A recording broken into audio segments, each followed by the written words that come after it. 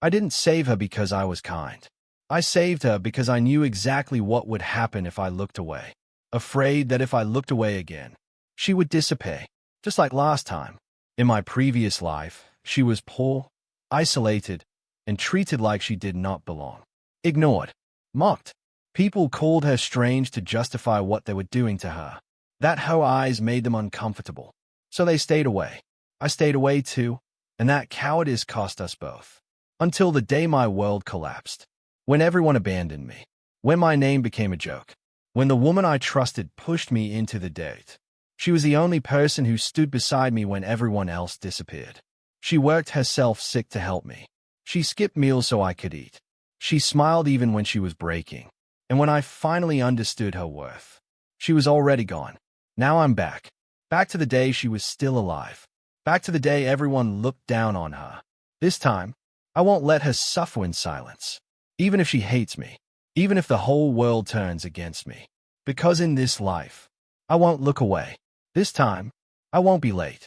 In this life, I was reborn. And I won't lose her again. Chapter 1. The cafeteria was loud. The air carried fried oil and old detergent. And the noise hit like a wall. Too loud. Metal trays clattered. Chairs scraped. Voices overlapped until everything blurred together. I walked in like I always did. People noticed. They always did. But my eyes stopped at the corner table. Lucy was there. Alone. She always sat alone. Not because she wanted to. Because no one wanted to sit near her. They said her eyes were strange. That she watched people too closely. That she made them uncomfortable. Her tray was simple. Rice. Plain. Cold. No curry. No vegetables. She stared at it without eating. In my previous life, I had seen this scene. I had looked away. This time, I didn't. I bought soup. Cheap. Simple. Hot. When I stopped in front of a table, the noise around us slowly faded. Lucy, I said. My voice was calm. You should eat something warm. I placed the bowl on her tray. For a moment, she didn't move. Her fingers tightened around the edge of the table. Knuckles pale. Then she looked up. Her eyes weren't scary. They were tired. I didn't ask, she said. Quiet. Sharp. I opened my mouth. She pushed the bowl. Not hard. Not dramatic. Just enough. The bowl tipped. Soup spilled across the tray. And hit the floor. The sound wasn't loud. But the room went silent anyway. Someone laughed awkwardly. Someone whispered my name. Lucy stood up. Don't do this again, she said. I don't need your charity. She picked up a bag and turned to leave. That's when Bella stepped in. Oh my God, she said softly. Lucy, Henry was only trying to help. She turned to me, concern perfectly placed. She's always like this, Bella added gently. People nodded. Of course they did. Lucy stopped walking. I didn't embarrass him, she said. I rejected him. The word spread. Laughter followed. Bella sighed and touched my arm. Henry, she whispered. Don't waste your kindness. People like us. I looked at Lucy's back. Thin jacket. Frayed sleeve. In my previous life. This was the last time I saw her alive. Bella squeezed my arm. Something inside me broke. My hand moved. The sound was sharp. A slap. The cafeteria exploded. The air carried fried oil and old detergent, and the noise hit like a wall. Bella staggered back, eyes wide. I didn't look at her. I looked at Lucy, confused, not grateful. That hurt more. I'm done pretending, I said. I won't stand beside people who look down on others. Across the room, Denver stood up.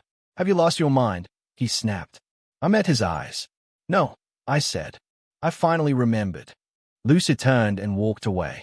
In this life, I watched her go, and I made myself a promise. I will not be late again. Chapter 2.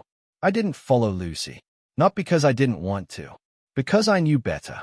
Right now, anything I said would sound fake to her. Too sudden. Too convenient. I stayed where I was. Bella was crying. Softly. Carefully. Denver had already wrapped an arm around her shoulders. I'll take her to the infirmary, he said loudly. He looked at me, anger hiding behind concern. In my previous life, I had trusted that face. I had paid for it. Henry, Richard said quietly. He stood beside me. What the hell did you just do? I corrected a mistake, I said. Richard exhaled slowly. You just made a lot of enemies. I already had them, I replied. That night, I couldn't sleep. The room was dark, silent, and full of memories. In my previous life, Bella had been my fiancée. Perfect, supportive, loving. At least, that's what I believed. When my family's company collapsed, she cried with me. When investors left, she held my hand. And when everything burned, she walked away. With Denver. Together, Lucy was the only one who stayed. She worked 2 jobs, skipped meals, collapsed more than once. When I finally begged her to stop, she smiled and said she was fine. A week later, she was gone. I stayed at the ceiling. My chest felt tight. This time, I was early, and I wouldn't waste it. Chapter 3. Lucy didn't come to class that day. I noticed the empty seat before I noticed anything else. Second row, near the window, the one nobody wanted. People said it was cursed. Too close to her. I sat down anyway. The chair felt colder than the others. Richard leaned over. You're really committing to this, huh? I didn't answer. The teacher started talking. Numbers, formulas, words that meant nothing to anyone who wasn't listening. I watched the door instead. Lucy arrived 10 minutes late. No apology. No explanation. She walked in quietly and took her seat. No one looked at her directly, but everyone noticed. Whispers started immediately. She thinks she's special. Always acting strange. Did you see what happened yesterday? She ignored all of it. Pulled out her notebook. Opened it neatly. Started writing. Her handwriting was small. Precise. Like every line mattered. I remembered that. In my previous life, I had once borrowed her notes. They were better than the textbook. The teacher asked a question. No one answered. Silence stretched. Lucy's pen paused. She raised her hand. Slowly, people turned. The teacher hesitated, just for a second. Yes, Lucy. She stood up. Her voice was steady. She answered. Not long. Not dramatic. Just correct. The room went quiet again. Not impressed quiet. Uncomfortable quiet. The teacher nodded quickly and moved on, like he didn't want to encourage her. I felt something tighten in my chest. At lunch, I saw her again. Same corner. Same seat. In this life, no tray. Just a bottle of water. She took small sips, like she was saving it. I walked past her, then stopped. I hated myself for hesitating. In my previous life, this was where I stopped. This time, I sat down. Across from her. She froze. Didn't look up. You don't have to sit here, she said. Her voice wasn't angry. It was tired. I know, I replied. She finally looked at me. Her eyes narrowed slightly, like she was calculating. You embarrassed Bella, she said. People won't forgive you for that. I'm not asking them to, I said. She stared at me for a long moment, then looked away. Whatever you're trying to do, she said quietly. Don't involve me. I nodded. Okay. That surprised her. I stood up and left. No drama. No promise. No explanation. Behind me, the whispers started again. I didn't care, because in my previous life, this was the part where she started disappearing. And in this life, I was watching closely. Chapter 4. Lucy didn't avoid me. That was the strange part. She also didn't acknowledge me. It was like I didn't exist, which, in a way, was worse. During class, she listened, wrote, solved problems before the teacher finished explaining them. During breaks, she stayed seated, head down, hands folded. People passed by her like she was furniture. I watched, too closely. Richard noticed. You're staring again, he whispered. I'm learning, I said. He frowned. Learning what? What I ignored. At lunch, she came in late. Again, she stood in line, counted her money twice, then stepped out. No tray, no food, just water. I felt my jaw tighten. I bought 2 meals. Not soup this time. Rice, vegetables, egg. Simple, normal. I placed 1 tray on her table and sat down across from her. She didn't look up. You don't have to do this, she said. Her voice was flat. I know, I replied. She finally raised her eyes. You think people don't notice? She asked. They do. I'm not here for them, I said. She looked at the tray. didn't touch it. Minutes passed. People stared, whispered, judged. She didn't eat. When the bell rang, she stood up. She pushed the tray slightly toward me. I won't take it, she said. But don't waste it. Then she left. The food was untouched. That night, I couldn't get the image out of my head. The way she counted her money. The way she drank water slowly. In my previous life, I had seen this too. I just hadn't cared enough to stop it. The next morning, I arrived early. I waited. When she walked in, I stood up. I'm not asking you to eat with me, I said before she could speak. I'm asking you to eat. She looked at me for a long moment. Then she sat down. She ate. Slowly, carefully, like she was afraid it would be taken away. I looked away, because my eyes burned. Chapter 5. Rumors move faster than truth. By the third day, everyone had a version of the story. Some said I was bored. Some said I was playing a game. Some said Lucy had tricked me. None of them asked her. Bella didn't come to class, but her presence was everywhere. People lowered their voices when I walked past. Stopped smiling. Watched. Lucy noticed too. She stopped eating with me. Didn't say anything. Just went back to water. I didn't stop her. I knew better than to push. That afternoon, Bella found me. Not in public. Not in front of people. Behind the main building, where no one watched unless they wanted to. She looked pale. Fragile. I didn't expect you to do that, she said softly. I said nothing. Do you know what people are saying? She asked. Yes. She stepped closer. You're hurting yourself, she said. And you're hurting me. She looked like she believed it. In my previous life, I would have apologized. In this life, I asked a question. Since when have you cared about people like Lucy? Her expression didn't change, but her eyes did. She's dangerous, Bella said calmly. She watches people, collects things. She's smart, I replied. Bella smiled. A little. Exactly. Footsteps approached. Denver appeared, like he always did. Henry, he said casually. People are starting to worry. About what? I asked. About you, he replied. I nodded. Good. Lucy walked past us then. She slowed. Just slightly. Bella turned immediately. Lucy, she called sweetly. We're just talking about you. Lucy stopped. I didn't ask to be discussed, she said. Bella sighed. You see, she said to me. This is what I mean. Lucy looked at me. Really looked. For the first time since the cafeteria. The air carried fried oil and old detergent, and the noise hit like a wall. If you're doing this to feel better about yourself, she said quietly. Stop. Her words landed harder than Bella's. I'm not, I said. Then why? She asked. I didn't answer, because the truth was too heavy. She shook her head and walked away. That night, I realized something. In my previous life, this was where I failed her. And this time, I had already crossed the line. Chapter 6. The seat beside her. Lucy changed her seat the next day. From the corner by the window to the back row, furthest from me. I noticed immediately. So did everyone else. No one said anything. They never did. I walked in late on purpose. Just enough to make it obvious. The only empty seat left was beside her. I stopped. For a second. Then sat down. Lucy stiffened. Not angry. Alert. Like someone used to being cornered. You don't have to, she said quietly, without looking at me. I know, I replied. She didn't move her notebook. Didn't shift her back. She just leaned slightly away. The teacher started talking. Lucy wrote. Fast. Neat. Precise. I watched her solve problems before the explanations finished. In my previous life, I had called that talent intimidating. Now, I knew better. It was survival. The teacher asked a question. Silence.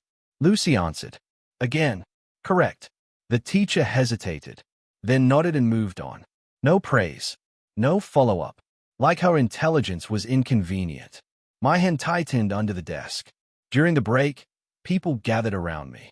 Careful. Curious. You're really sitting there now? Someone asked. I looked at Lucy. She didn't look up. Yes, I said. That was enough. They walked away. At lunch, she stood up to leave. I stood up too. She stopped. Don't follow me, she said. I won't, I replied. She studied my face. trying to find the trick. There wasn't one. She nodded once and left. I sat back down. Alone. That afternoon, Richard sighed. You're making it harder for her, he said. I know, I replied. Then why keep going? I looked at the empty seat beside me. Because last time, I said quietly. I stopped when it got hard. That night, I remembered something else. Lucy used to sit beside me once. In my previous life. For 1 week. Before she disappeared. In this life, I wasn't moving. Chapter 7. It happened in math class. The kind of class where most people pretended to listen and waited for the bell to save them. Lucy was listening. She always did. Her pen moved steadily across the page. Not fast, not slow, precise. The teacher paused mid-sentence. He looked at the board. The room smelled faintly of paper and stale air, the kind that makes your throat tighten. Then at Lucy, then hesitated. Lucy, he said carefully, can you explain how you reached that answer? The room shifted, not suddenly, but noticeably. Chairs creaked. Someone coughed. Someone else leaned forward. Lucy stopped writing. For a moment, I thought she wouldn't answer. Then she stood up. No sigh, no annoyance. She walked to the board quietly. The room smelled faintly of paper and stale air, the kind that makes your throat tighten. Picked up the chalk. Her hand didn't shake. She wrote the solution step by step. No shortcuts. No unnecessary explanation. Just logic. Clear, clean, undeniable. When she finished, the answer stood there like a fact no one wanted to acknowledge. The teacher stated it for a second too long. Yes, he said finally. That's correct. Then he erased the board. The room smelled faintly of paper and stale air, the kind that makes your throat tighten. Quickly, too quickly, like leaving it there would cause problems. Lucy returned to her seat. She didn't smile, didn't look pleased. She picked up her pen and continued writing, as if nothing had happened. That's when the whispers started. Not loud, never loud. She always knows. How does she see it so fast? It's unsettling. I clenched my jaw. I finally understood. They didn't fear her intelligence. They feared what it reflected back at them. During the break, a boy dropped his notebook near Lucy's desk. She noticed immediately. She bent down and picked it up. You dropped this, she said. Her voice was neutral. The boy took it without meeting her eyes. Didn't say thank you. Just walked away. Lucy's fingers tightened around the edge of the desk. Just for a second. Then she relaxed them, like she was used to it.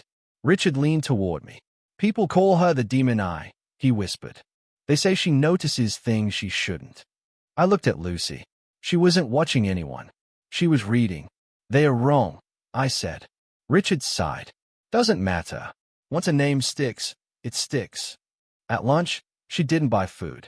Again, she stood in line, counted her money, then stepped away, sat down with a bottle of water. I didn't bring food to her table this time.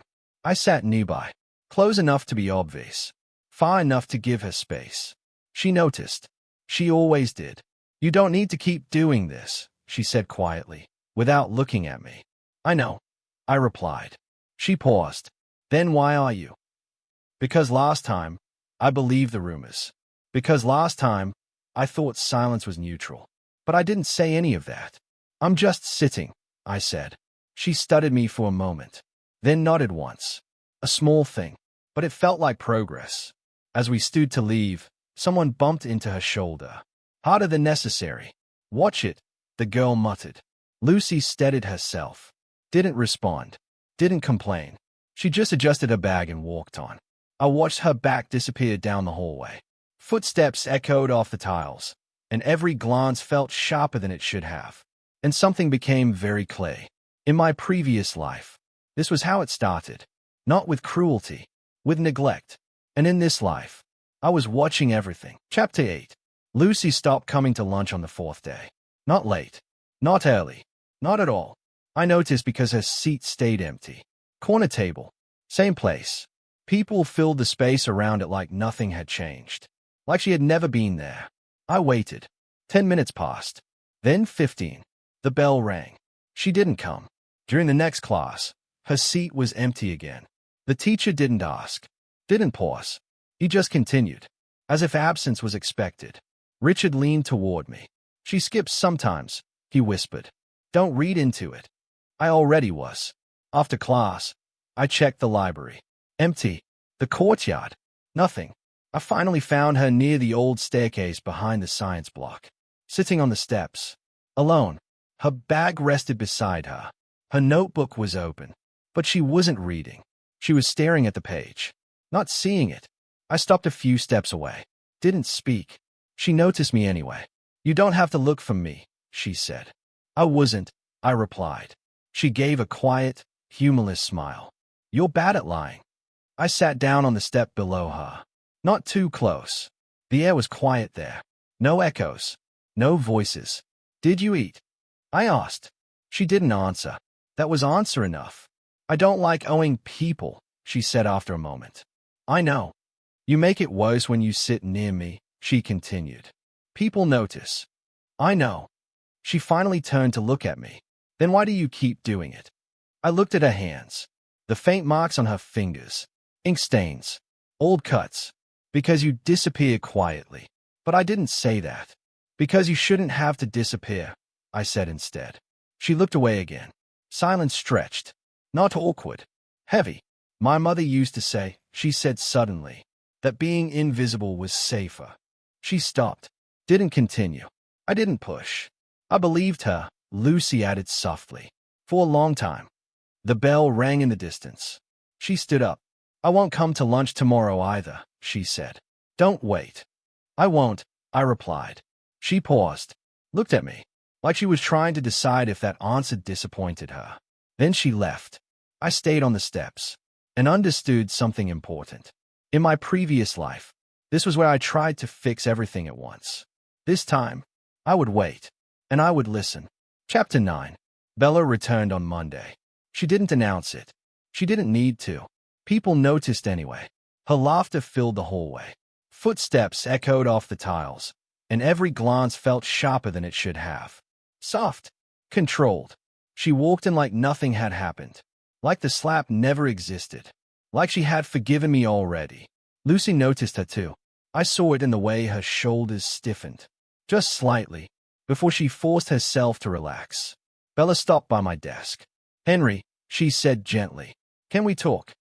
The class went quiet. Not fully. Just enough. I looked at her. She looked tired. Pale. Fragile. People love that look on her. I'm listening, I said. She smiled. The perfect kind. I don't want things to be awkward, she said softly. We've known each other too long. She glanced at Lucy's seat. Empty. I hope I didn't misunderstand anything, Bella continued. You were just being kind, right? I didn't answer immediately. That made people uncomfortable. Bella's smile wavered. I don't like misunderstandings, I said finally. They get people hurt. Her fingers tightened around her bag. Just for a moment. Then she laughed lightly. You're overthinking, she said. You always do. Denver appeared beside her. Of course he did. He always arrived when she needed support. Henry, he said calmly.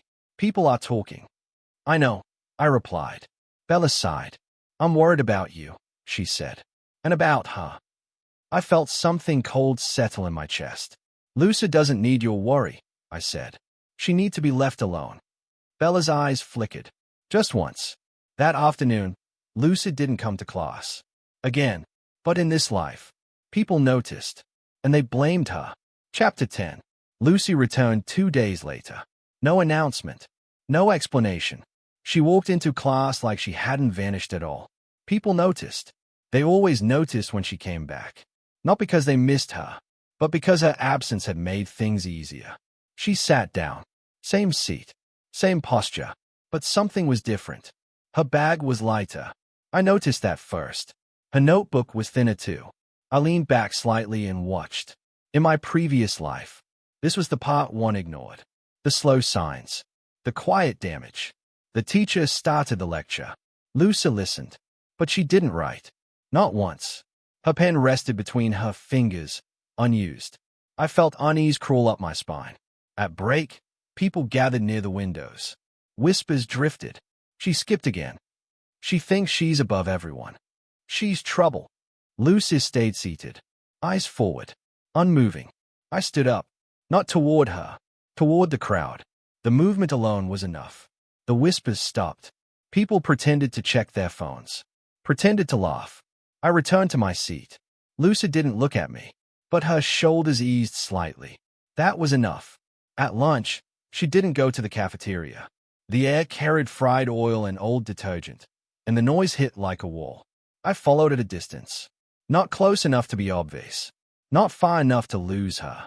She walked past the food counters, past the exits, down the narrow hallway near the storage rooms. Footsteps echoed off the tiles, and every glance felt sharper than it should have. She stopped at the vending machine, stayed at it, checked her wallet, counted the coins, put them back. She turned to leave. I stepped forward. Lucy. She flinched. Just a little. I said, "Don't follow me," she said. "I didn't," I replied. I walked. She closed her eyes. For a second, she looked tired enough to collapse. "I'm fine," she said. I didn't argue. I handed her a sandwich. Wrapped. Unopened. "I didn't buy it for you," I said. "I bought it because I was hungry." She looked at it. Didn't take it. "Then eat it," she said. "I will," I replied, sitting down on the floor against the wall. She stared. I unwrapped it. Took a bite. Waited. She sighed. Sat down opposite me. Took the sandwich from my hand. Didn't thank me. Didn't meet my eyes. She ate slowly. Halfway through, she stopped. "This doesn't change anything," she said. "I know," I replied. But it did. In small ways. Dangerous ways. Because people had seen us. And that night, Bella made her move. Chapter 11. The rumor was simple and believable. Lucy was manipulating me, using sympathy, using her strange behavior, using silence. It spread fast, too fast to be natural. By afternoon, even teachers were careful around her. Careful in the wrong way. I heard it in their tone.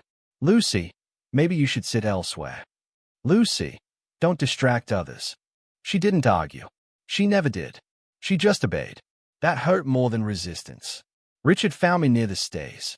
"They're setting her up," he said quietly. "Bella's behind it." "I know," I replied. "Then do something." I looked down the hallway. Footsteps echoed off the tiles, and every glance felt sharper than it should have. Lucy was walking alone. Again. "They want a reaction," I said. "I won't give them the one they expect." Richard frowned. "What are you planning?" I didn't answer, because in my previous life, this was a moment I acted too loudly. This time, I would be slow and precise. Chapter 12. Lucy stopped pretending on Thursday. Not loudly, not dramatically. She just got tired. I noticed it during English. She was staring at the board, but her eyes weren't following the words. The room smelled faintly of paper and stale air, the kind that makes your throat tighten. Her pen slipped from her fingers. It rolled off the desk and hit the floor. The sound was small, but it made my chest tighten. She bent down to pick it up. Her movement was slow, careful, like standing up too fast might break something inside her. "You okay?" I asked quietly. She nodded. Too quickly. "I'm fine." That was her favorite lie. The teacher was explaining something about essays. Nobody was listening. Lucy tried to write. Her hand shook. Just once. Then again. She pressed it against her thigh, like she was ashamed of it. I leaned back in my chair, watched her breathe. Short. Shallow. At break, she didn't stand up. Everyone else rushed out. Laughing. Talking. She stayed seated. I waited. When the room emptied, I walked over. "Lucy." She didn't look up. "I don't feel well," she said quietly. "Don't make a big deal out of it." "I'm not." I crouched beside her desk. Her skin looked pale. Too pale. "When was the last time you ate properly?" She hesitated. That told me everything. "Yesterday," she said. I didn't argue. Instead, I stood up. "Come with me." She frowned. "Where?" "Somewhere quieter." She didn't want to. I could see it in her eyes. But she followed anyway. We went to the small garden behind the administration building. Nobody ever came there. The benches were old. The trees leaned inward like they were keeping secrets. She sat down slowly. I handed her a juice box. She stayed at it, then shook her head. I don't want to owe you. You don't, I said. You're just borrowing calories. She almost smiled. Almost. She took it, drank in small sips. Her shoulders relaxed a little. People think you're doing this to annoy Bella, she said suddenly. I looked at the trees. People think a lot of things. She held the empty juice box in both hands. They are making stories, she continued. About me. I know. She finally looked at me. Her eyes were tired. Not angry. Not scared. Just worn down. I don't have the energy to defend myself anymore, she said. Her voice didn't shake. That scared me more. In my previous life. This was when she started disappearing inside herself. I sat beside her. Not touching. Just close enough. You don't have to defend yourself, I said. I'm here. She let out a slow breath. Why? I didn't answer right away. Because the real answer would sound insane. Because telling her I'd watched her die once wasn't an option. Because someone should be, I said. She looked away. But she didn't tell me to leave. Chapter 13. They didn't like that she wasn't breaking. So they changed tactics. It started with group assignments. Lucy was left out. Every time. Groups of 4, the teacher said. People moved instantly. Laughing. Calling names. Lucy stayed seated. No one looked at her. I stood up. She's with me. The room froze for half a second, then pretended nothing happened. Bella watched from across the room. Her lips curved slightly. Denver leaned close to her ear. They were planning something. I could feel it. After school, Lucy packed her bag quietly.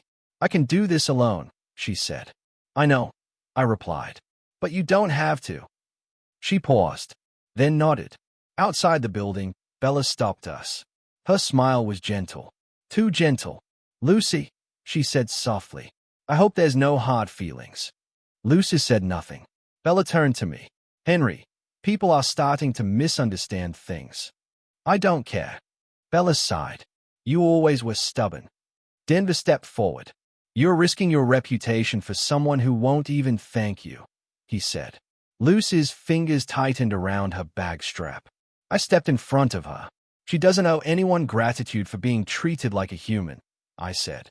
Denver's jaw tightened. Bella's smile finally cracked. Just a little. That night, Richard called me. They're digging into her background, he said. Family, money, everything. I closed my eyes. Good, I said. Richard went quiet. That's not good, Henry. I know, I replied. But it means they are scared. Chapter 14. They started with Lucy's records. Attendance. Grades. Background forms. Not officially. Quietly. I found out from Richard. He didn't come to me casually in this life. He waited until everyone had left the corridor. Footsteps echoed off the tiles, and every glance felt sharper than it should have. They pulled her financial aid file, he said. I stopped walking. Who? Bella's uncle works in administration, Richard continued. Denver's father donated equipment last year. That explained the speed. I exhaled slowly. In my previous life, this was exactly how things had begun. Not with cruelty, with paperwork. Lucy didn't know yet. She was still sitting in the classroom, carefully rewriting notes. I stood at the door for a moment. Watched her. Her shoulders were relaxed today. Just a little. She had eaten in the morning. I knew because I'd seen the wrapper in the trash near the garden bench. Small victories. I walked in. She looked up. You're staring again, she said. I'm thinking. That's wise, she replied quietly. I sat down beside her. They're checking your background, I told her. She froze. Just for a second. Then she nodded. I expected that. Her calm hurt. You don't have to accept this, I said. She closed a notebook. Henry, she said softly. When you grow up with nothing, you learn something early. I waited. People don't attack you directly, she continued. They look for reasons first. She picked up her bag. They'll find out about my mother, she said. About the debts. About why I transferred schools. I felt heat rise in my chest. They won't use it, I said. She gave a small smile. They always do. That afternoon, the vice principal called her in. Not me. Huh. She walked past my desk without looking. I followed anyway. They wouldn't stop me. Not openly. Lucy sat across from the desk. hands folded, back straight. The vice principal cleared his throat. "Lucy," he said carefully, "we just want to understand your situation." She nodded. He asked about her family, her finances, why she had moved schools twice. She answered everything, calmly, clearly, no emotion. I watched their faces. They weren't listening to understand. They were listening to confirm. After 15 minutes, they dismissed her. No accusations, no conclusions, just silence. Lucy stood up. So did I. Outside, she leaned against the wall. Her breathing finally changed. Short, uneven. I stood close. Not touching. "You did fine," I said. She didn't answer. "I don't want to be strong today," she said quietly. So I broke my rule. I put my hand on her shoulder. She didn't pull away. Chapter 15. Lucy didn't go home that evening. I knew because she didn't show up online. Didn't answer messages. Didn't reply to Richard either. I drove past her building. Lights were off. Her room was dark. I called. Straight to voicemail. Something inside me went cold. In my previous life, this was when everything slipped out of my hands. I went back to school. The security guard recognized me. Didn't stop me. Lucy was sitting in the library. Second floor, near the back shelves. Her bag was on the floor. Her head rested against the window. She looked small. Smaller than she ever did during the day. I approached slowly. "Lucy." She opened her eyes. Red. Not crying. Just tired. "I didn't feel like going home," she said. "Did they say something?" She shook her head. "They didn't need to." She stood up. Her legs wobbled. I caught her elbow instinctively. She stiffened, then relaxed. "Sorry," she whispered. "You don't have to apologize for being human," I said. We sat down, between rows of books. She stayed at the floor. "Bella came to see me," she said. My jaw tightened. "She said I was dragging you down," Lucy continued. "That people like me don't belong near people like you." I waited. "She offered to help me transfer schools again," Lucy added, quietly. I laughed. Once. Without humor. "She's generous," I said. Lucy looked at me. "Why are you doing this?" she asked. I didn't dodge it this time. "Because I already lost you once," I said. She blinked. I corrected myself. "Not you. Someone like you." Her eyes searched my face, looking for exaggeration, drama. She found neither.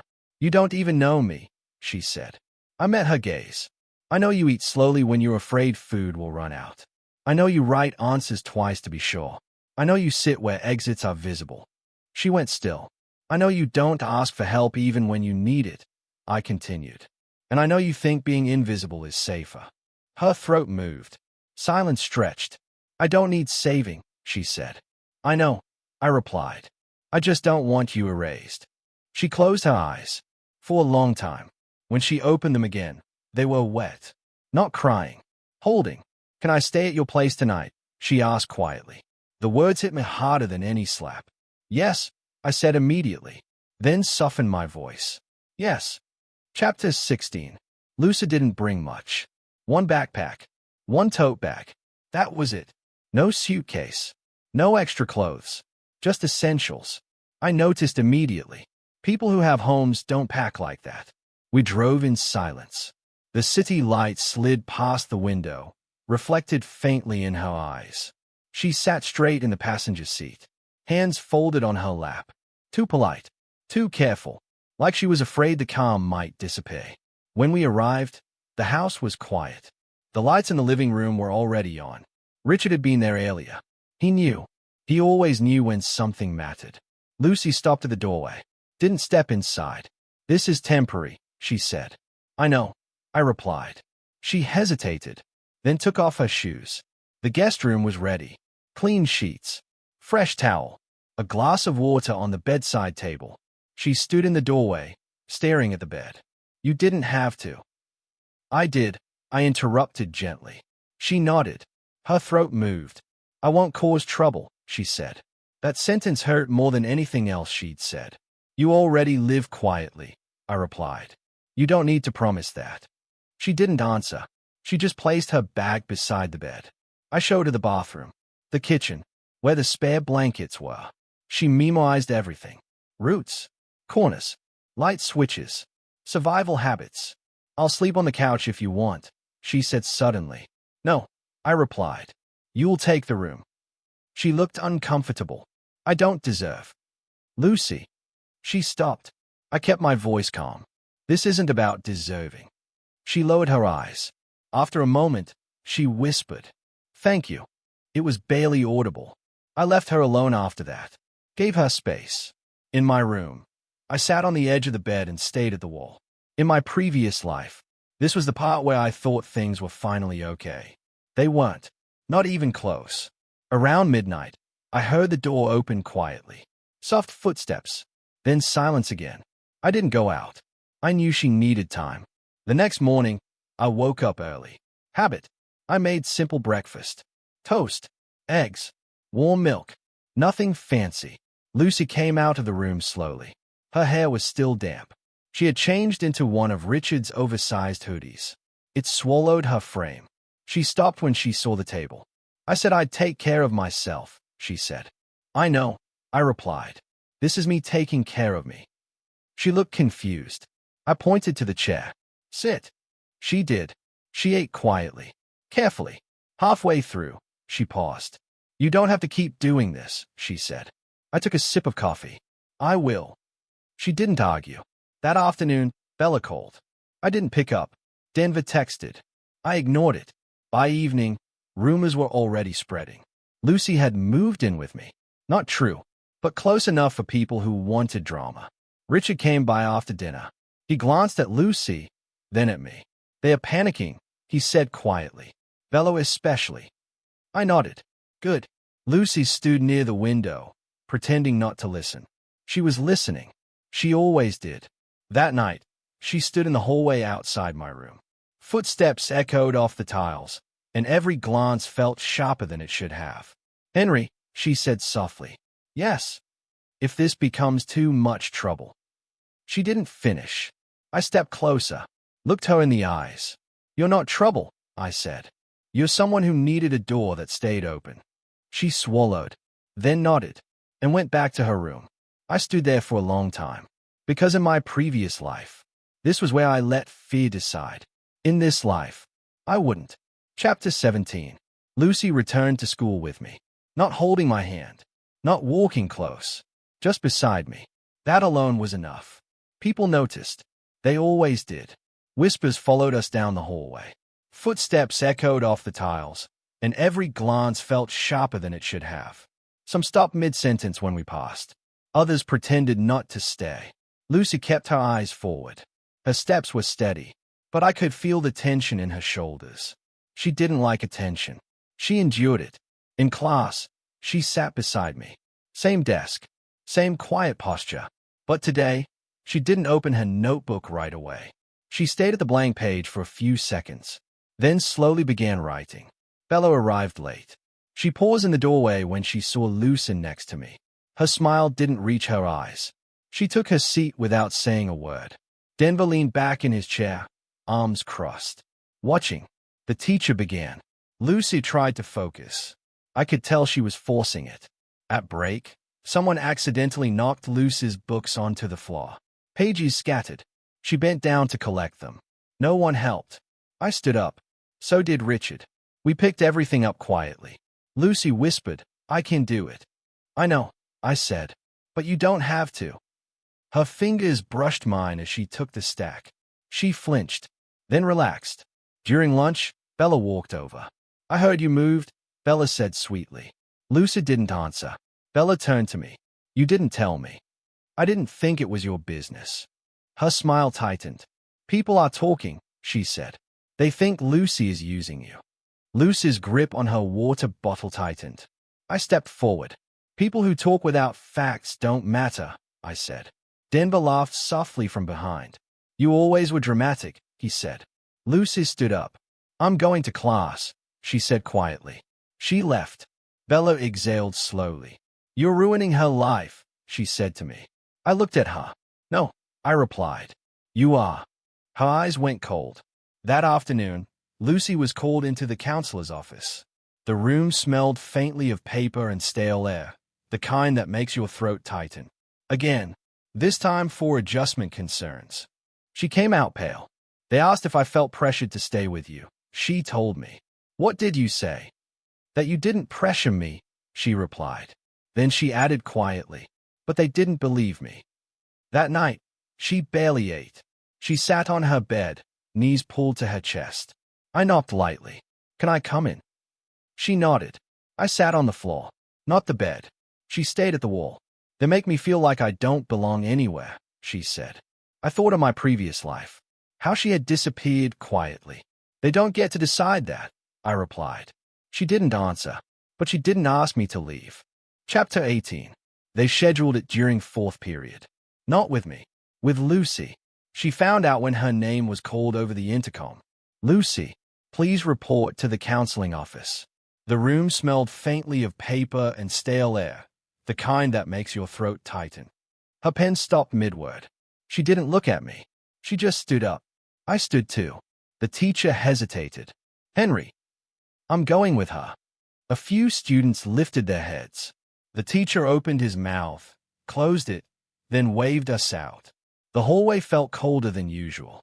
Footsteps echoed off the tiles, and every glance felt sharper than it should have. Lucy walked quietly beside me. You don't have to, she said. I know. We reached the counseling office. The room smelled faintly of paper and stale air, the kind that makes your throat tighten. The door was half closed. Voices leaked out. Bella's, soft and concerned. Denver's, low and steady. An adult voice I didn't recognize. Lucy slowed. I pushed the door open. The room went silent. 3 people sat across from the counselor. The room smelled faintly of paper and stale air, the kind that makes your throat tighten. Bella looked up first.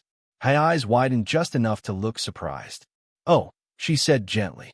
Henry, we didn't expect you. Of course you didn't. The counselor cleared her throat. The room smelled faintly of paper and stale air, the kind that makes your throat tighten. This is a student support meeting, she said. Henry, perhaps you could wait outside. Lucy's fingers curled into her sleeve. I stayed where I was. She's living with me, I said calmly. Whatever you're discussing involves me. The counselor hesitated. The room smelled faintly of paper and stale air, the kind that makes your throat tighten. Denver leaned forward. We're just worried, he said. Lucy's under a lot of pressure. Bella nodded. She's been acting differently. We thought it might help to talk. Lucy stayed at the floor. They were building a story. Slowly, carefully. I sat down beside Lucy. Say what you need to say, I said. The counselor glanced at Lucy. The room smelled faintly of paper and stale air, the kind that makes your throat tighten. Lucy, do you feel obligated to stay with Henry? Lucy looked up. Her eyes met mine for a second. Then she turned to the counselor. The room smelled faintly of paper and stale air, the kind that makes your throat tighten. No. Are you receiving anything in exchange for staying? No. Do you feel unsafe? Lucy's jaw tightened. No. Bella sighed. We're just trying to protect her. Lucy finally spoke. Her voice was quiet. But you didn't ask me. The room went still. Bella blinked. What? You didn't ask me, Lucy repeated. You decided for me. Denver opened his mouth. I raised a hand. Enough. I looked at the counselor. The room smelled faintly of paper and stale air, the kind that makes your throat tighten. If this is about safety, here's the truth. Lucy asked to stay. I said yes. No pressure. No exchange. I turned to Bella. And if you're concerned about her well-being, you can stop spreading rumors. Bella's smile slipped. Just a little. The counselor ended the meeting. The room smelled faintly of paper and stale air, the kind that makes your throat tighten.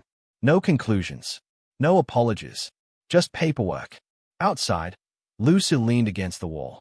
Her breathing was shallow. You okay? I asked. She nodded, then shook her head. I hate rooms like that, she said. I didn't ask why. I already knew. That afternoon, a new rumor started. Lucy was unstable, and that was exactly what they wanted. Chapter 19. They moved fast after that. Teachers started watching Lucy more closely. Group projects quietly excluded her. A notice appeared on the board about temporary seating adjustments. The room smelled faintly of paper and stale air, the kind that makes your throat tighten. Lucy's name was on the list.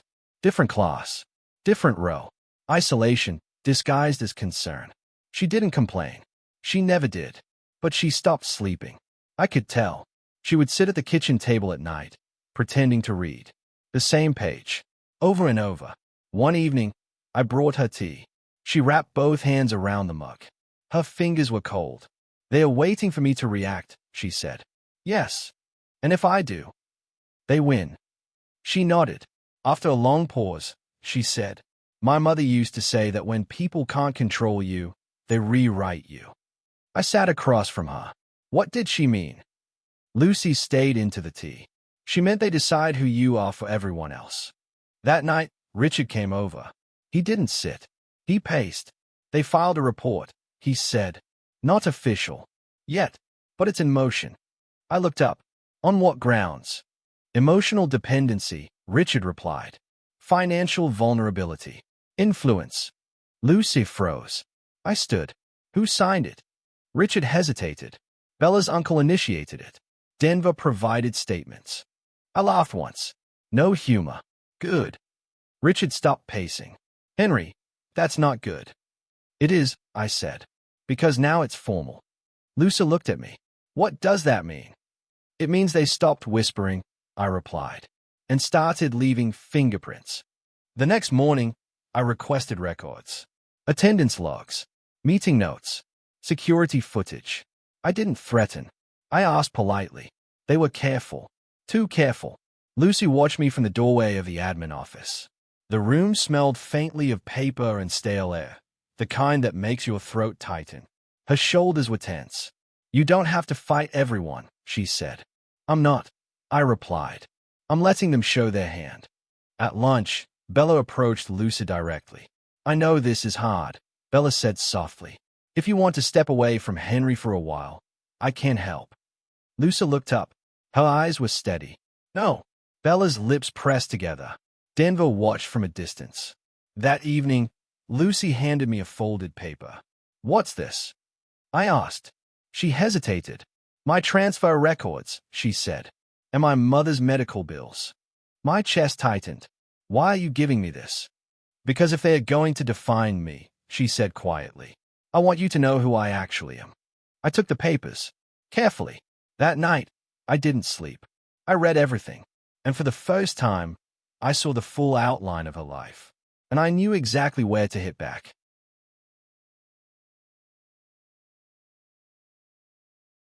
Chapter 20. Lucy went to bed early.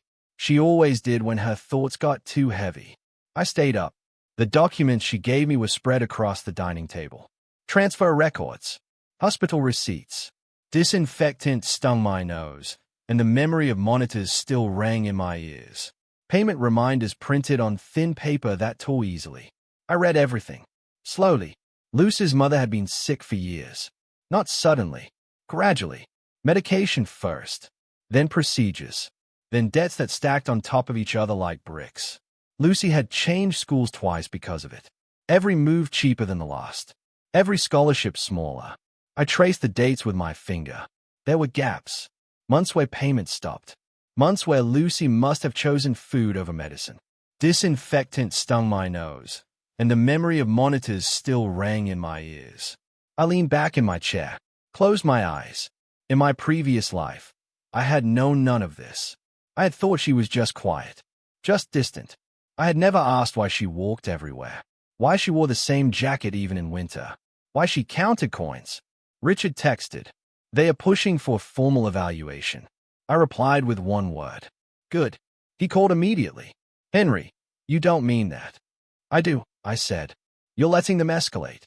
"I'm letting them commit." He went silent. Then he understood. "They don't know who they're dealing with," he said quietly. "No," I replied. "They think they do." The next morning, I went to the administration office. The room smelled faintly of paper and stale air, the kind that makes your throat tighten. Not angry, not loud, prepared. I submitted a written request. 4 copies of every complaint, every meeting note, every recommendation involving Lucy. The clerk hesitated. I smiled. She printed them. Lucy waited outside. She looked pale. I handed her a bottle of water. She drank. Slowly. They are trying to decide my future without me, she said. They can't, I replied. Not legally. Her eyes flicked up. You're sure? Yes. She nodded. That afternoon, Denver cornered me near the stairwell. You think you're clever, he said. I didn't stop walking. You think you can protect her forever. I turned, looked him in the eye. I don't have to forever, I said. Just long enough. He laughed, but it sounded thin. Bella watched from across the hallway. Footsteps echoed off the tiles, and every glance felt sharper than it should have. Her gaze met mine, and for the first time, she looked uncertain. That evening, Lucy sat beside me on the couch. Not close, not far. She held her phone but wasn't scrolling. They're going to make me talk to a psychologist, she said. That's fine, I replied. She frowned. Why are you so calm? Because I've seen this movie before. Because last time, I panicked. In this life, I said quietly, we're letting them tell their story. Lucy swallowed. And then we show the truth. She didn't answer, but she leaned back. Just a little. Chapter 21. The evaluation was scheduled for Friday. Lucy dressed carefully. Plain sweater. Clean shoes. She braided her hair the way she did when she was nervous. I drove her. The waiting room smelled like disinfectant and stale coffee. Bella was already there. Of course she was. She stood up when she saw Lucy. Good luck, Bella said softly. Lucy nodded. Nothing more. Denver didn't come. He preferred to work from the shadows. Lucy was called in first. I waited outside. 30 minutes passed. Then 40. Richard arrived halfway through. They filed supplemental statements, he whispered. From who? 2 classmates. And Denver. I exhaled slowly. The door opened. Lucy walked out. Her face was blank. Not calm. Empty. I stood immediately. She didn't look at me. She just walked to the exit. I followed. Outside, she stopped. Her shoulders finally dropped. They asked if I felt controlled, she said. I waited. They asked if fear sat heavy in my chest, not as a thought, but as weight of you. I waited. They asked if I made up my problems for attention. My hands clenched. She turned to me. Her eyes were wet. Not crying. Holding. I answered everything, she said. I told them the truth. I put my jacket around her shoulders. She didn't resist. In the car, she stayed out the window. They already decided who I am, she said quietly. They decided who they want you to be, I corrected. That night, Bella posted something vague online. Sometimes kindness is just another form of control. It spread. People shared it, commented, speculated. Lucy saw it. She didn't say anything. She just went to her room. I followed. Knocked. She opened the door slowly. They think I'm weak, she said. They think I'm dependent. She laughed once. A small sound. They don't see how hard it is just to stay alive. I stepped inside. Sat on the floor again. Same place as before. You survive things most people don't even notice, I said. That doesn't make you weak. She hugged her knees. What if they make me leave? They won't. She looked at me. How do you know? Because this time, I'm prepared. Because they've already crossed the line, I said. And once they do that, they can't walk it back. Her eyes searched mine. Henry, she whispered. Promise me something. Yes. Don't destroy everything for me. I didn't answer right away. I chose my words carefully. I'm not destroying anything, I said. I'm cleaning. She closed her eyes, and for the first time since she moved in, she cried, quietly, into her sleeve. I stayed right there, and let her. Chapter 22. Lucy didn't go to school the next day. Not because she couldn't. Because she needed one quiet morning. She sat at the kitchen table with a blanket around her shoulders, holding warm tea in both hands. Her eyes were swollen. Not dramatic. Just tired. I made phone calls. Not angry ones. Professional ones. I requested copies of everything. Counseling notes. Complaint summaries. Attendance reports. And then I asked for something else. Security footage. Not from classrooms. From hallways. From stairwells. From the vending machine area. People forget cameras exist when they're confident.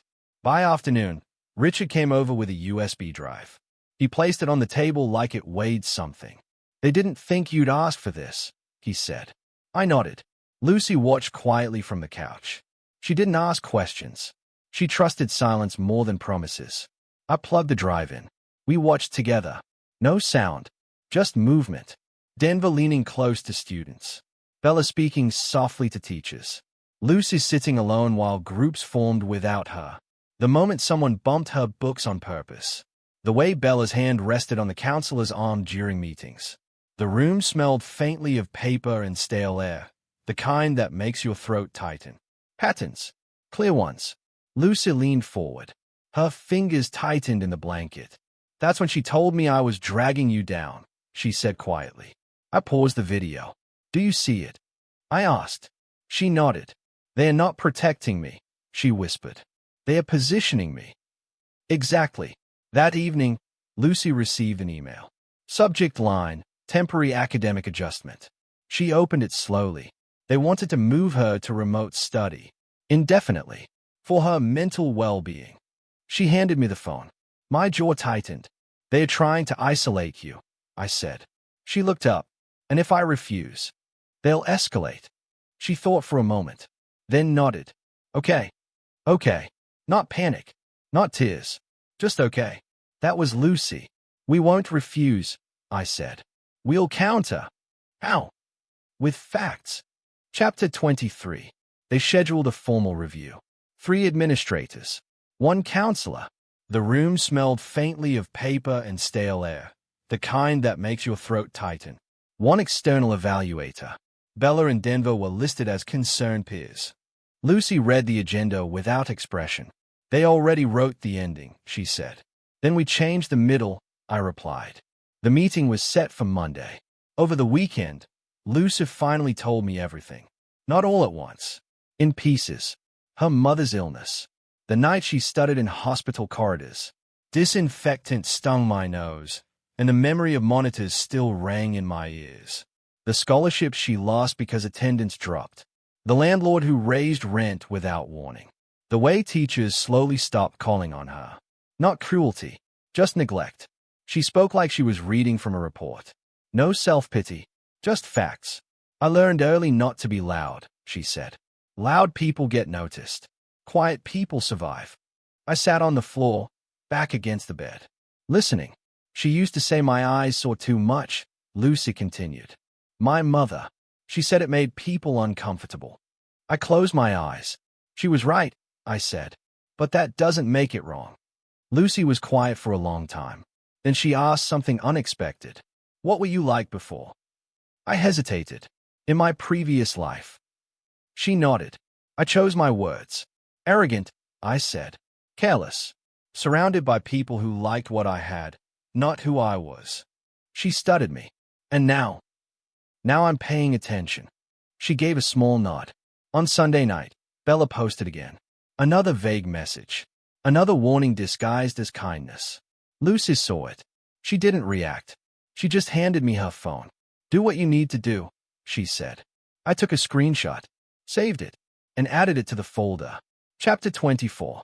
Monday morning felt heavier than usual. Lucy wore a simple sweater. No makeup. No accessories. She wanted to look invisible. I wanted her to look honest. The conference room was too bright. Too clean. Bella sat with her legs crossed, hands folded. Denver leaned back, relaxed. The counselor avoided Lucy's eyes. The room smelled faintly of paper and stale air, the kind that makes your throat tighten. Lucy sat straight. I sat beside her. They started with concern.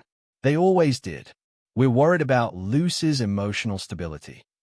We've noticed changes in behavior. We think a temporary separation might help. Lucy stayed at the table. I let them finish. Then I spoke. I'd like to submit evidence. They blinked. The evaluator looked surprised. I plugged in the USB. Security footage played on the screen. Denver talking to classmates. Bella entering offices unannounced. Lucy eating alone. Books being knocked down. Messages. Screenshots. Dates. Times. The room changed. Not dramatically. Subtly. Bella's smile faded. Denver sat forward. The counselor swallowed. The room smelled faintly of paper and stale air, the kind that makes your throat tighten. These interactions suggest coordinated pressure, I said calmly. Not consent. Silence.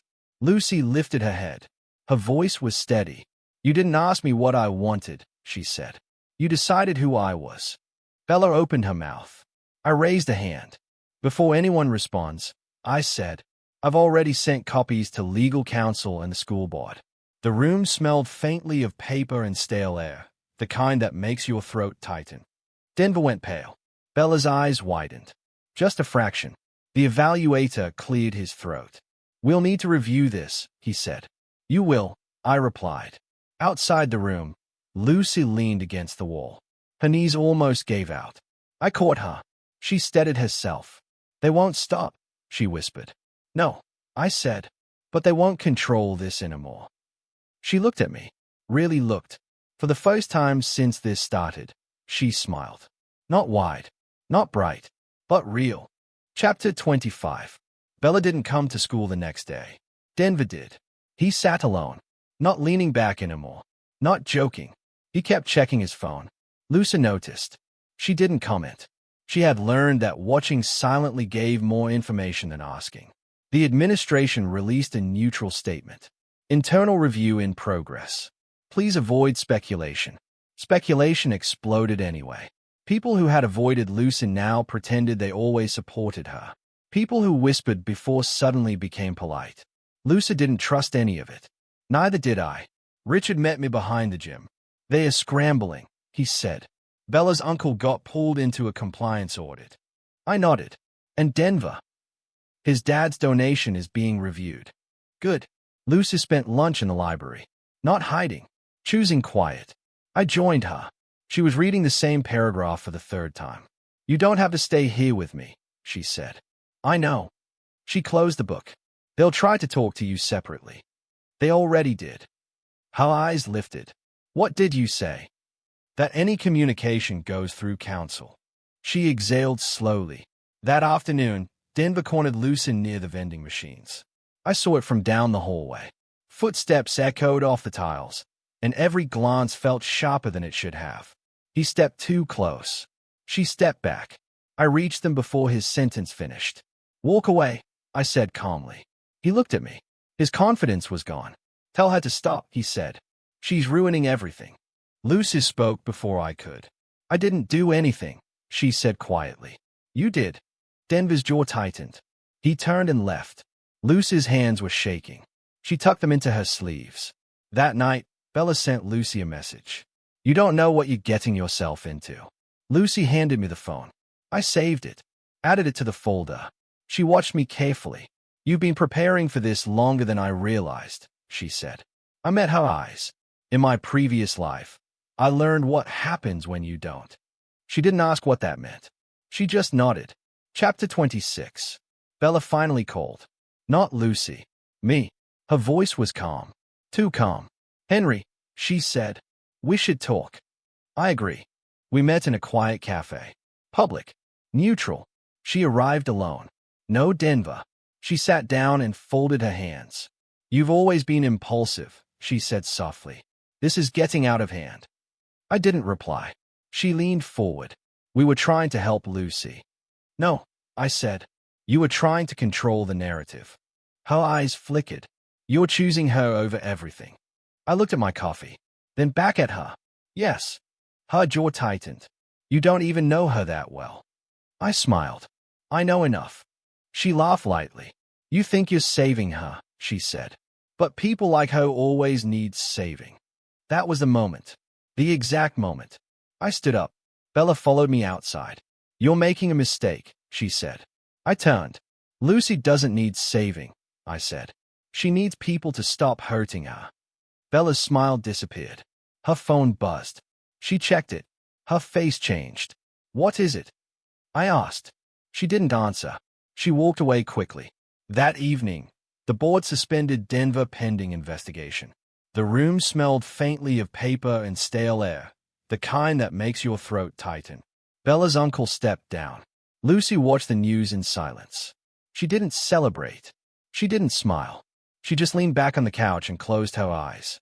Is it over? She asked. No, I replied. But the worst part is. She nodded. That night, she fell asleep on the couch, her head resting against my shoulder. I didn't move, because in my previous life, this was a moment I wished I could go back to. Chapter 27. Lucy woke up on the couch. She didn't panic. She just blinked slowly, like she was checking whether the room was real. Her head was still against my shoulder. She noticed, sat up immediately. I'm sorry, she said. You were tired, I replied. She nodded. Her hair was messy, her eyes still heavy with sleep. She looked more human like this, less guarded. Breakfast was quiet, not awkward, just calm. She ate toast, all of it. That mattered. Later that morning, the counselor called. The room smelled faintly of paper and stale air, the kind that makes your throat tighten. Not to accuse, to apologize. Lucy listened without reacting. She handed me the phone halfway through. We'll need time to rebuild trust, the counselor said. The room smelled faintly of paper and stale air, the kind that makes your throat tighten. You already lost it, I replied calmly. What you're asking for now is patience. Lucy stood near the window, watching people pass outside. They don't know what to do with me now, she said after the call. They will, I replied. They just need new rules. She looked at me. You don't sound angry. Anger rose hot and fast, the kind that makes you see the edge of your own control last time, I said. It didn't help. At school, people avoided Bella's empty seat. Denver didn't show up. Lucy walked the halls without being pushed aside. Some classmates nodded at her. Some apologized. She accepted none of it. She just walked. That afternoon, Lucy sat beside me under the trees in the garden, the same place where she first drank juice. She traced patterns in the dirt with a stick. My mother used to bring me here once, she said suddenly. I waited. She said trees don't judge, Lucy continued. They just grow. She looked up. Do you think that's true? Yes. She nodded, then whispered, I want to grow too. Chapter 28. Lucy didn't sleep well that night. I heard her moving around in her room. Quiet footsteps, a door opening, then closing. I waited. Eventually, she knocked. Soft. I opened the door. She stood there holding her notebook. Her eyes were steady, but her hands weren't. Can I tell you something? She asked. Yes. She came in and sat on the edge of the bed. She opened the notebook. It wasn't homework. It was pages of small handwriting. Dates, amounts, medical terms. It's everything, she said. Every bill, every transfer, every promise I made to myself. I sat on the floor. She spoke slowly, about watching her mother grow weaker, about studying in hospital corridors. Disinfectant stung my nose, and the memory of monitors still rang in my ears. About pretending she was okay because people didn't know how to respond when she wasn't. I learned to be quiet because loud pain makes people uncomfortable, she said. Her voice didn't break. Mine almost did. When you started sitting next to me, she continued. I thought you were mocking me. I swallowed. And then you kept showing up. She looked at me. You didn't fix things.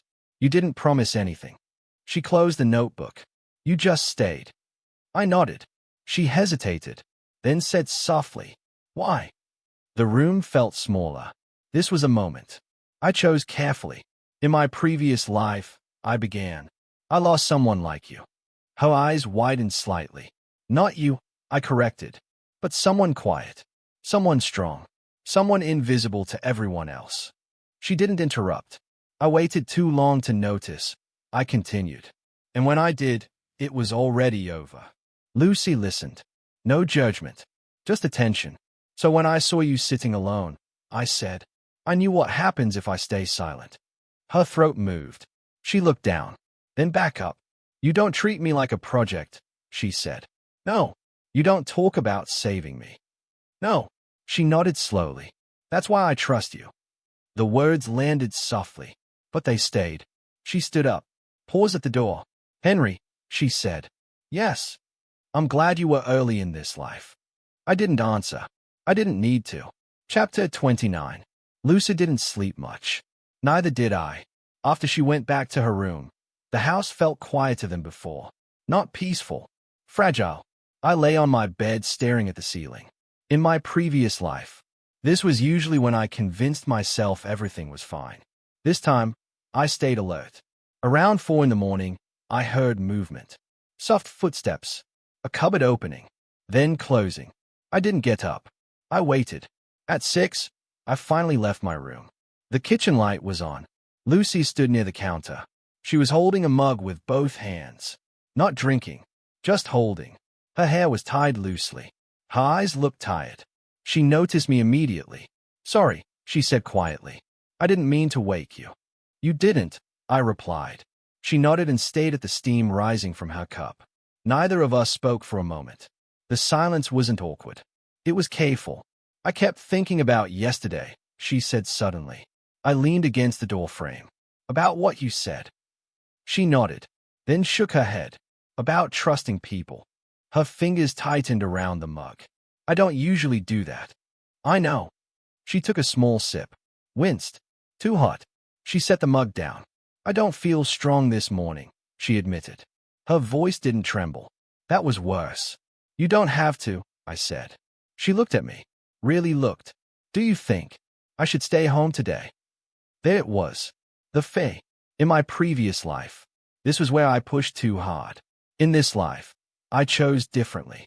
"You can," I said, "if that's what you need." She seemed surprised. "You won't be disappointed." I shook my head. "No." She exhaled slowly, but she didn't sit back down. Instead, she walked to her room. A minute passed. Then 2. I didn't follow. When she came back, she was dressed. Simple jeans. Plain sweater. Her bag over one shoulder. She stopped in front of me. "I don't want to disappear again," she said quietly. I nodded. "Then let's go." She hesitated at the door, hand on the handle, breathing shallow. I stood beside her, not touching, just close. She opened the door. Outside, the air was cold. She zipped her jacket. We walked. Not fast, not slow. Side by side. She kept her eyes forward. Her steps were careful. Halfway there, she spoke.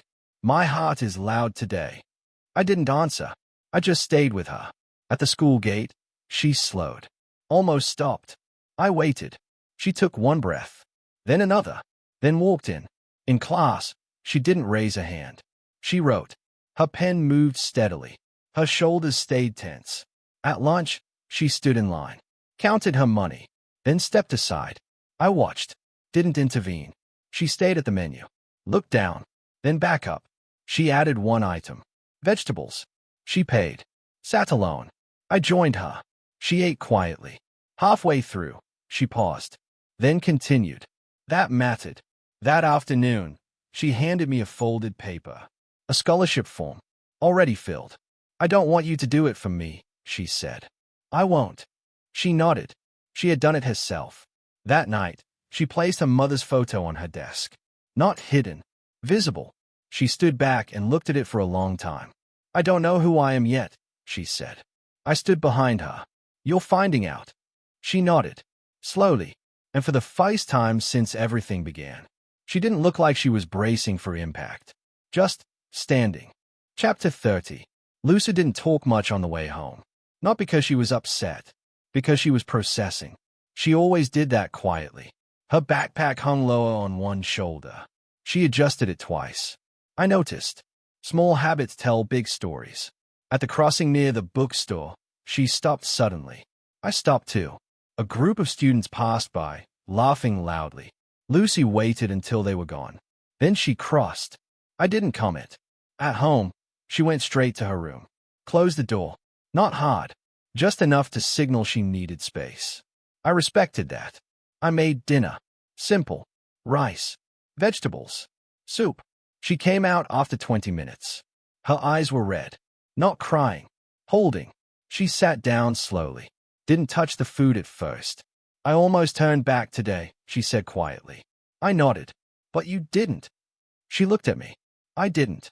She took a spoonful of soup. Then another. She finished everything. That was a victory she didn't announce. Later that night, she sat on the floor with her laptop. Scholarship tabs open. She reread requirements. Made notes. cross things out. She didn't ask for help.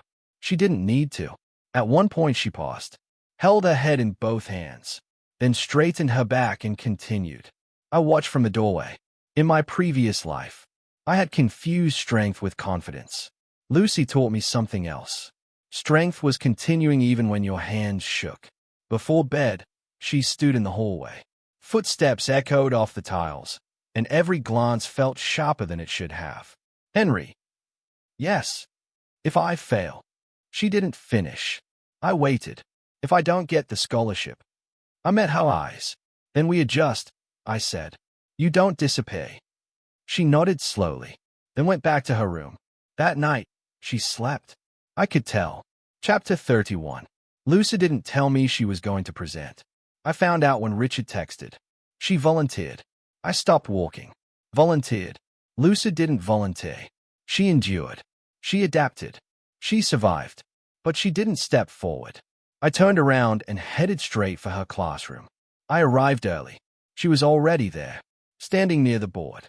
The room smelled faintly of paper and stale air, the kind that makes your throat tighten. Her bag rested on the front desk. Her notebook was open, pages marked with small sticky notes. She wasn't pacing. She wasn't shaking. She was still. That scared me more than if she had been nervous. I took a seat in the back. Didn't wave. Didn't interrupt. I wanted her to do this without leaning on me. The room slowly filled. People talked. Chairs scraped. Someone laughed too loudly. Lucy kept rereading the same paragraph. Her fingers traced the edge of the paper. The teacher cleared his throat. Today we'll hear Lucy's presentation. A few heads lifted. Some surprised. Some curious. Lucy inhaled. Not deep. Controlled. She walked to the front. Her steps were quiet. She placed her notebook down. Adjusted it once. Then looked up. Her eyes scanned the room. Not searching for approval. Just orienting herself. She began. Her voice wasn't loud. But it didn't disappear either. She talked about resource gaps. About how students from low-income families fall behind not because they're incapable, but because support arrives too late. She talked about missed meals, missed deadlines, missed chances. She didn't use emotional language. She used data, simple numbers, clear examples. But I knew every sentence was personal. She didn't say I. She said they. But everyone knew. Halfway through, her voice wavered. Just for a second. She paused, closed her eyes, then continued. I felt my chest tighten. She finished. No dramatic ending. Just a final sentence. Small help, at the right time, changes everything. Silence followed. Then a few people clapped. Not loud, not forced. Real. Lucy nodded once and returned to her seat. Her cheeks were flushed. Her breathing was shallow. I waited until break. She stood up slowly. I met her near the door. You were brave, I said quietly. She shook her head. I was tired of being quiet. Her hands were shaking now. She tucked them into her sleeves. Two teachers approached her. Not to criticize. To ask questions. She answered. Carefully. That afternoon, Lucy walked beside me without looking at the floor. She didn't smile. But she didn't shrink either. At home, she dropped her bag and sat on the couch. Stayed at the wall. I think I said too much, she whispered. You said enough, I replied. She leaned back, closed her eyes, for 10 full seconds, then opened them. I want to apply for public policy, she said suddenly. I blinked. Really? She nodded. So people like me don't disappear between paperwork. I smiled. She didn't notice. Chapter 32. I resigned quietly. No announcements. No dramatic exits. 3 boards. 2 partnerships. 1 investment group. Richard watched me sign the last document. You're really walking away, he said. Yes. All of it. Yes. He leaned against the wall. You're choosing a smaller life. I shook my head. I'm choosing a real one. Lucy didn't ask about any of it. She noticed, though. She always noticed. One evening she handed me tea. You don't look lighter, she said.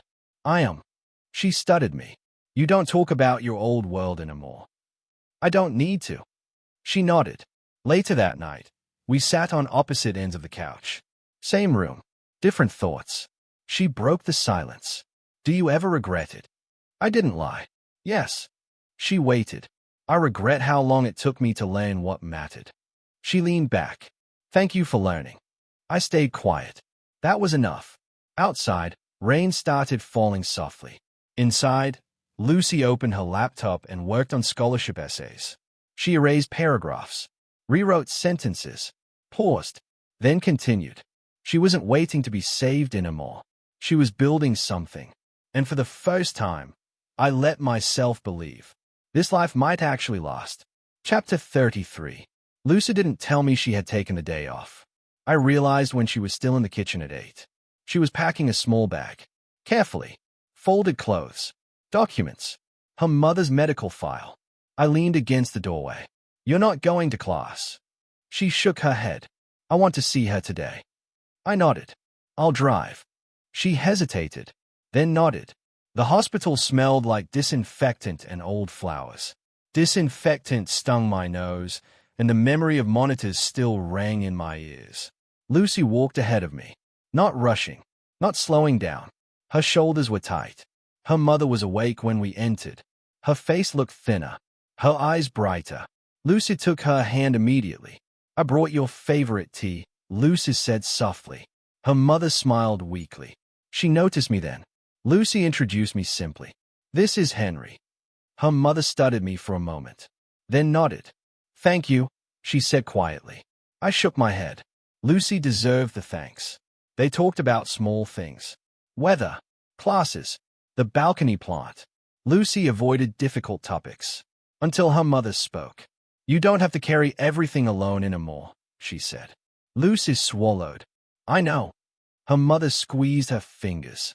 After a long pause, Lucy said something she hadn't said before. I'm going to study public policy. Her mother blinked, then smiled. That sounds like you. Lucy laughed softly. A real sound. Outside the room, Lucy leaned against the wall. She closed her eyes. Just for a moment. She always knew who I was, Lucy said. I nodded. She still does. On the drive home, Lucy stayed out the window, then spoke quietly. I think I'm ready to let go of some things. I didn't ask what. I didn't need to. Chapter 34. It happened on a Sunday. No school. No meetings. Just rain tapping softly against the windows. Lucy was sitting on the floor, sorting papers. I was making tea. She spoke without looking up. Henry. Yes. She held a scholarship acceptance email in her hand. They approved it. I froze, then smiled. She didn't celebrate. She just sat there, staring. I don't feel excited, she said. I feel steady. I handed her tea. That's better. She nodded. We sat on opposite ends of the couch. Silence stretched. Not uncomfortable. Intentional. She spoke again. I don't want dramatic promises. I waited. And I don't want to depend on you. I nodded. Her fingers tightened around the cup. But I like walking beside you. The words were simple. They carried everything. I didn't rush her. I didn't move closer. I like walking beside you too, I said. Her shoulders relaxed. That was all. No kiss. No big moment. Just agreement.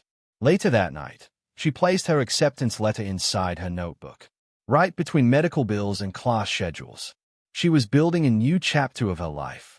Line by line. Chapter 35. The years that didn't break her. Time doesn't move the way people think it does. It doesn't rush. It doesn't announce itself. It just keeps showing up. Lucy left for university in early autumn. She packed the same way she always had. Carefully. Lightly. Only what she needed. Her scholarship covered tuition. Part of housing. Books. Not everything. But enough. She stood in the doorway with her backpack on, looking around the house. Not sentimental. Observant. Like she was memoizing exits and corners out of habit. You don't have to remember everything, I said quietly. She nodded. I know. Then she walked through every room once. Not touching much. Just looking. The balcony plant was taller now. She stopped there. Touched one leaf. It survived, she said. So did you. I replied. She looked at me. Then away. At the station, she didn't cry. She hugged Richard. Thanked him properly. Then she hugged me. Not tightly. Not loosely. Balanced. I'll come back during holidays, she said. I know. She hesitated, then added, don't disappear. I smiled. I won't. The train doors closed. She didn't wave dramatically. She just pressed her forehead lightly to the glass. Then she was gone. University didn't soften her. It sharpened her. She called once a week. Short conversations. About lectures. About roommates. About how expensive coffee was. She worked part-time. Tutored younger students. Applied for grants. Sometimes she came home exhausted. Sometimes angry. Sometimes proud. She learned how to argue respectfully. How to speak in rooms that used to intimidate her. She learned that being quiet didn't mean being small. Her mother stabilized. Slowly. Not miraculously, but steadily. Lucy managed treatment schedules between classes. Sent money home whenever she could. She still counted expenses. Still wrote everything down. Some habits never leave. She presented at conferences. Got published in a small student journal. Started volunteering with a nonprofit. She never posted about it. She never needed applause. One evening, 3 years later, she sat beside me on the balcony. Older, calmer, stronger. I used to think my life was something happening to me, she said. I waited. Now I think it's something I'm building. I nodded. She looked at the city lights. I don't feel invisible anymore. I closed my eyes. In my previous life, this was the future I never reached. This time, I watched it grow. Chapter 36. The Ruby in the Dust. It happened quietly, the way important things always do. Lucy came home one evening with a thin folder tucked under her arm. She placed it on the table. Inside was an offer letter. Policy research assistant. Full-time. Real salary. Real work. She didn't react at first. She just sat down slowly. I got it, she said. Her voice was steady. Her hands weren't. I stood. Walked over. Didn't say anything. She leaned forward and rested her forehead against my shoulder. Not crying. Breathing. I don't feel scared, she whispered. I feel ready. I closed my eyes. She had learned something most people never do. That survival is only the beginning. Later that night, she stood on the balcony holding the old plant. Now it had flowers. Small ones. She smiled softly. You know, she said, I used to think I was just dust. I stood beside her. And now? She looked at me. Her eyes were clear. Now I know I was always something more. She didn't need dramatic words. She never had. In my previous life, I walked past a girl sitting alone. I told myself someone else would help. Someone else never came. In this life, I stopped. I listened. I stayed. Lucy didn't need saving. She needed to be seen. She was never weak. She was never broken. She was just waiting for someone to notice. She was never dust. She was always the ruby. And in this life, I was early.